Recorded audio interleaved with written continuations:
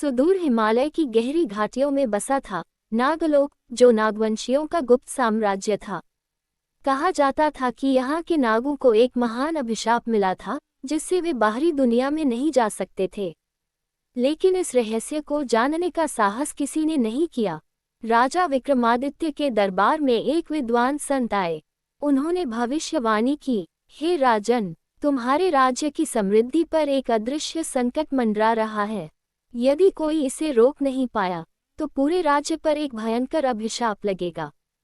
राजा चिंतित हो उठे। उन्होंने अपने सबसे बुद्धिमान और पराक्रमी योद्धा वीरभद्र को इस रहस्य की जांच करने भेजा।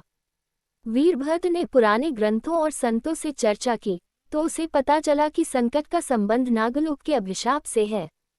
वीरभद्र ने हिमालय की ओर प्रस्थान किया। कई महीनों की कठिन यात्रा के बाद उसे एक गुफा मिली, जहां एक वृद्ध साधु तपस्या कर रहे थे। साधु ने बताया कि हजारों वर्ष पूर्व नागलोक के राजा तक्षक ने एक अमूल्य रत्न चुराया था, जो देवताओं की शक्ति का स्रोत था।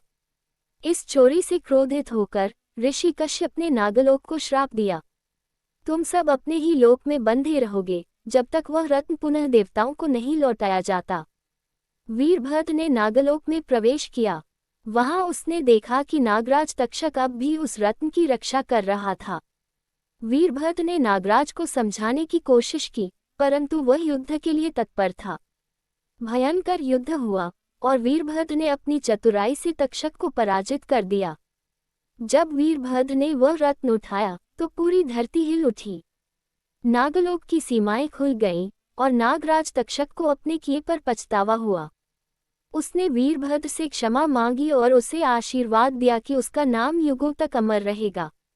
वीरभद्र ने वह रत्न देवताओं को अर्पित किया, जिससे नागलोक का श्राप समाप्त हुआ। राजा विक्रमादित्य का राज्य फिर से समृद्ध हुआ और वीरभद्र की वीरता की गाथा सदियों तक सुनाई जाती रही। ये कहानी हमें सिखाती है कि सत्य, साहस और धर्म के मार्ग पर चलने वाला व्यक्ति सबसे बड़े रहस्यों को भी सुलझा सकता है।